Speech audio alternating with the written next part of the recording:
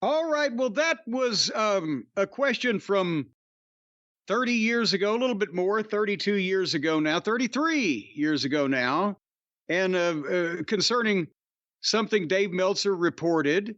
And we've gotten to the bottom of that, but there's 33 years later, Dave is maybe not as fond of me as he used to be because I've been taking a piss out of his friends and their attempts to wrestle for quite some time now, and he don't like it.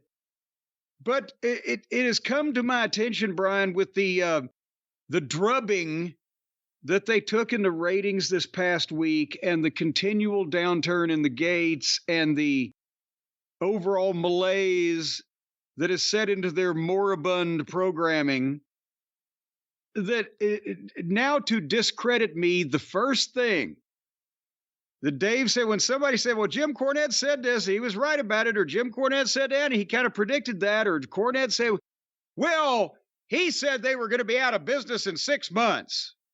So he was wrong. So that means that he can never be right about anything else ever again.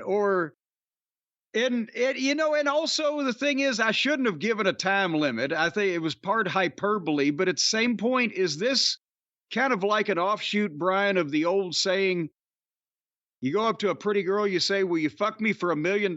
Sure. Will you fuck me for $10? No. What do you think I am? We've already established that. We're just haggling over price. That's right. I don't know why when you said that I hear it in Steven's voice, but yeah, that's right. Well, but the point is, I may still have been right. I may have just been off on my timing. But anyway, the point is that's Dave's go-to. He said they were going to be out of business 6 months. And I remember making the statement, but I don't even remember when it was, where it was, what we were looking at. So you have asked some of the minions over there at the Arcadian Vanguard Network, I believe Jay Sharknado had a hand in this, to find when I said that and what I said and what we were talking about. That is correct. Jace supervised his team as they located this because, like you said, Dave, it's his go-to. Cornette was wrong about this. He was wrong about this. Oh, but he said this and it doesn't matter. He was wrong about this then, and I have not forgiven him. So we've heard that so much. I said to Jace, I said, find the original audio. Let's actually just hear it in the original context so we have an idea of what was said, how it was said, because I kind of remember it. I don't remember it as well as Dave does. Seems like he's got it tattooed somewhere. Yeah, and let's hear it. And Dave's all about accuracy. Again, he's predicted, or not predicted, he reported that Shibata had his brain removed. And even crazier than that, at one point, he was saying that Dynamite was going to beat Raw in the ratings. So, sometimes people say crazy things. Well, should we ever forgive him for that? Time will tell. We'll see if he apologizes. And, of course, I kind of like the idea of Shibata having his brain removed and put back in. It is a funny... I don't know why he needs a funny angle, but it is. But point being, Jim, we have the original audio here. Well, let's play some of it. If I want you to stop so I can add any context to anything, I'll hit the pause button. This is from the Experience 310, December 6, 2019, a review of the December 4th, 2019 Dynamite, which was the 10th edition of Dynamite, from Tony's hometown, Champaign, Illinois. The main event, Jelly Nutella versus Jon Moxley. That was the main event. That was the main event. Okay. Big hometown show for Tony. Let's go to this audio. And then here comes the main event. Jelly Nutella versus Jon Moxley. What did you say about when people say, well, Janela tries hard? Well, no, one of the frequent things. Or no, he said Janela works hard. I'm sorry, I spoiled your line. Dave Meltzer, and again, I like Dave. We have some. I don't like him anymore, so go ahead. We have some disagreement. This is actually fun to listen to. Well, yeah, I've forgotten all of this. Agreement. No, you don't mean that, but we have some disagreements. Actually, I do, but it's all right. We have some disagreements about modern wrestling. I've known him longer than you've been alive, so I'm allowed not to like him anymore. You have, but he says always, I've seen it a few times, Jelly works hard. And I said, he tries hard. He doesn't work hard. And if this is working hard, it's pathetic. And I know there's a lot of people out there, and a lot of them, funny enough, seem to personally know Jelly Nutella, who will defend his work. It is garbage.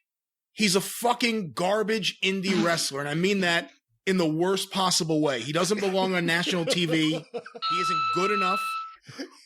Wait a minute. I thought this was supposed to be something I was being taken to task for. You coming out and stripping this guy of his testicles and sticking them in his own mouth. Well, I didn't realize we were going to do the review of the whole thing here, but the part... Well, it's context. The statement is coming, but... it is. And we're not even talking about Moxley. We're talking about his opponent.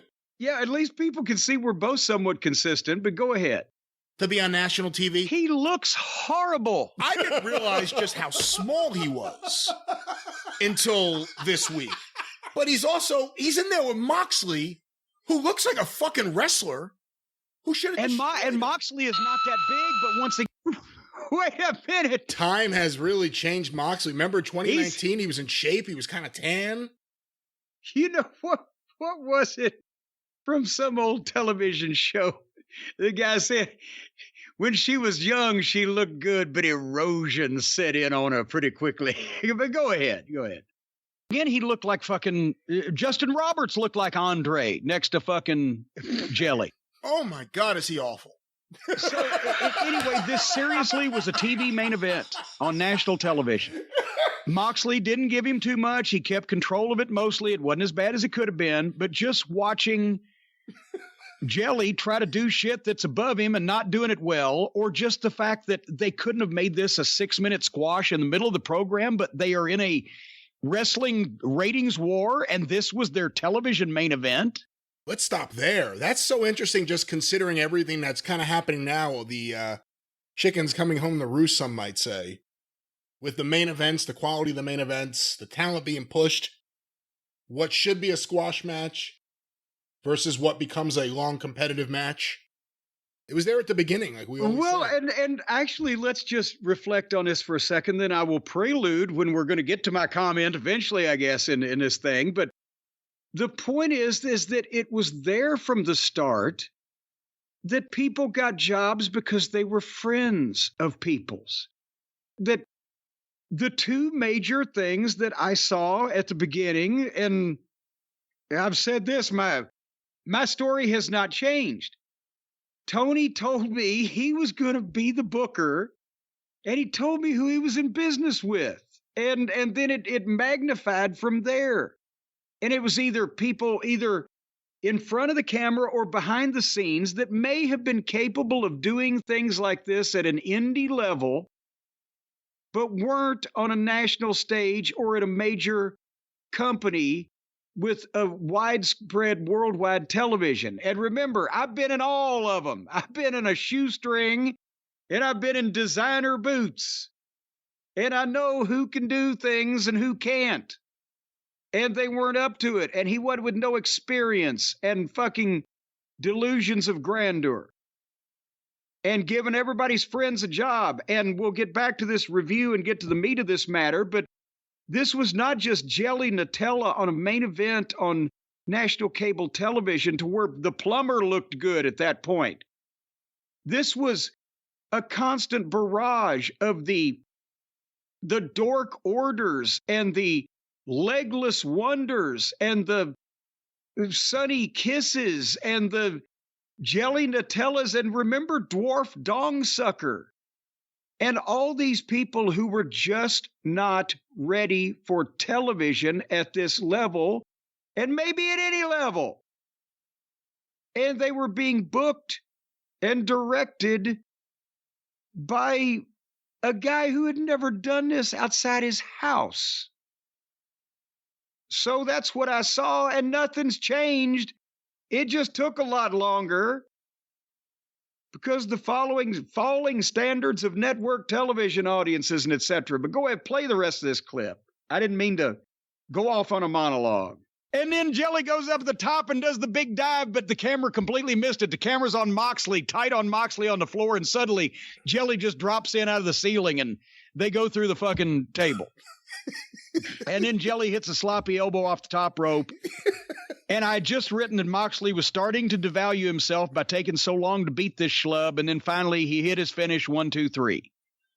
And at that point, here comes Jericho in the Inner Circle entrance, and my DVR cut off. It was happening. Wow. It was happening even then. Oh, that's pretty much it. They kind of came up there, similar to how Moxley comes out, but the Inner Circle, the show ended with the Inner Circle, Jericho mainly, in the crowd, and Moxley in the ring to set up, and obviously he named Moxley several times when he was going through his list. So the building up for Moxley versus Jericho. Well, I'm going to say this right now. From the Louisville Lip, .2, not Muhammad Ali, but Jim Cornette. AEW, if you're going to do shows this abysmal, you need to send me free Pepto-Bismol. Because fuck, this gave me indigestion. I had the sour belches all night after watching these programs, and I'm hereby calling the official, if All Elite Wrestling does not immediately sign more than a handful of new talent and revamp their booking strategy, I call Time of Death on All Elite Wrestling Dynamite as a television series, April 15th, 2020. Interesting. Well, there was the statement. Well, we go on a little bit more, but let's stop right there. And it is interesting, too, because you bring up, unless they change the booking philosophy, this is 2 weeks, 3 weeks before they did. And Tony Khan took complete control of the book. I was about to say, I put in a couple qualifiers, and both of them took place. Because they did eventually sign some more names, but also, although it was probably not what I was envisioning, but yes, they did change their booking philosophy. Tony announced that he was taking complete control. Wasn't that after the Lollipop Guild, the Buckaroos, the Hardley Boys, and their friends, the Dork Order, shit the bed with all the fake punches being thrown at the mat and the big schmaz, and all the fans got upset and were insulted by it? That show was so bad, it went off the air with the Dark Order having assaulted the Bucks and holding them towards the camera, that I believe I heard that Dave Meltzer said Tony texted him right away or got in touch with him right away afterwards, said, "We're going to change things immediately. Things are going to change." And that's when Tony, their story goes, that's when Tony completely took control away from the EVPs in terms of what gets on TV.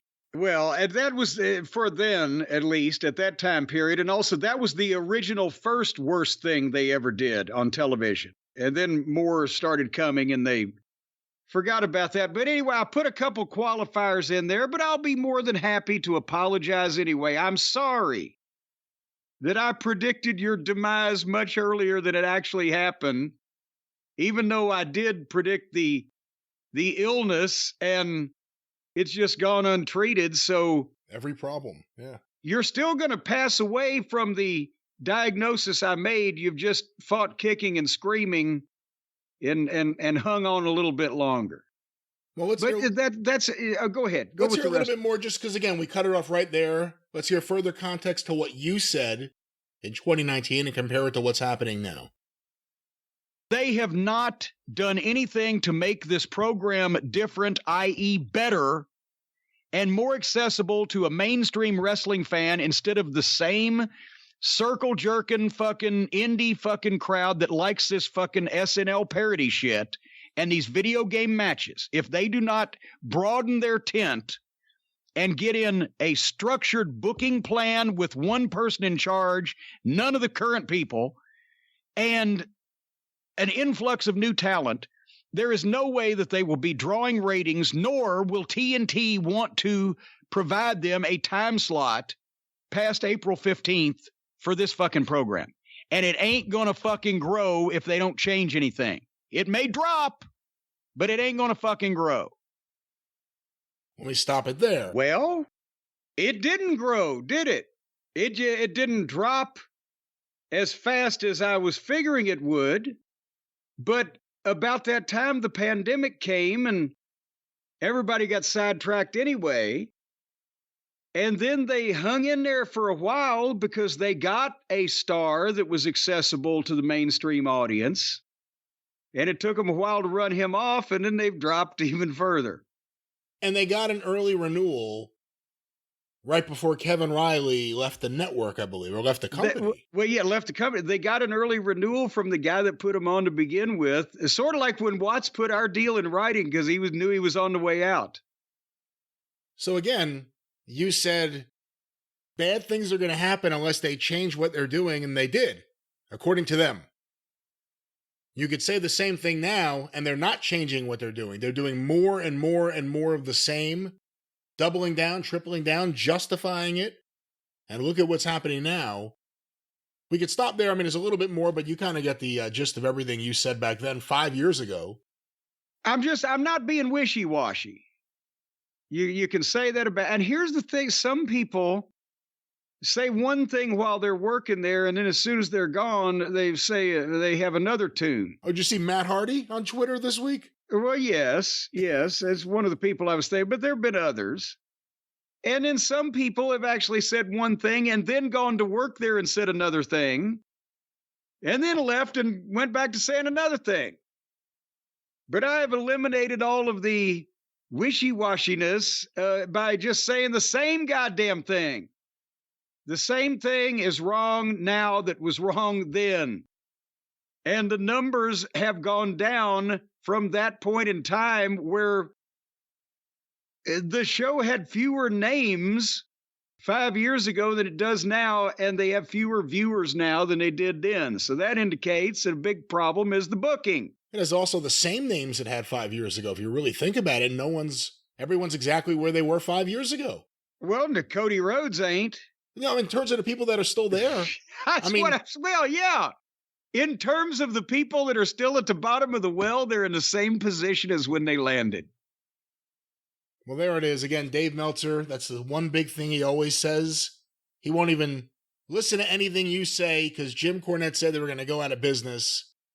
And there it is. You said, if they don't change things... And actually, I didn't say they were going to go out of business. I said they were going to get kicked off the network. And when this renewal comes up, and we'll be hearing shortly, as to what we're going to find out what the network thinks of them. They want to keep them around for the same or maybe less money. Is Tony going to be stubborn and say, well, I want more money? Well, go find some more money. Well, I'll just do that then. We don't know what's going to happen here yet. You know what no one else talks about, and we haven't really even talked about it at all in the context of the TV rights in a while, but to some extent, to the point where I heard about it from people outside of wrestling that I talked to in entertainment, it is believed that Warner Brothers Discovery owns a piece of AEW. Whether it's a piece of theirs forever, whether it's they get a cut of things while they're working together, no one knows exactly how it's structured, but the belief is that they have a piece of something with AEW. And I would lean toward...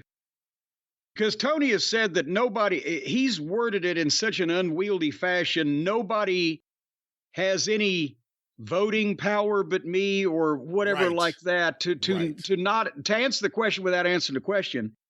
I would imagine I don't think they cared to have an ownership of a goddamn wrestling company unless it was on their network. I would bet it would be, as long as you are on our network, we get X or Y or whatever, and it wouldn't be permanent. That would be my guess. It's all very interesting. I mean, the dynamic of streaming right now, specifically with the turmoil at Warner Brothers Discovery and everyone else kind of beginning the consolidation to what may become cable television. It's interesting because they don't have a good streaming deal. I don't know what they're doing, but it's not they have a little thing here, they have a thing here. They don't have like a big streaming deal that really benefits them. So it'll be very interesting to see what happens here.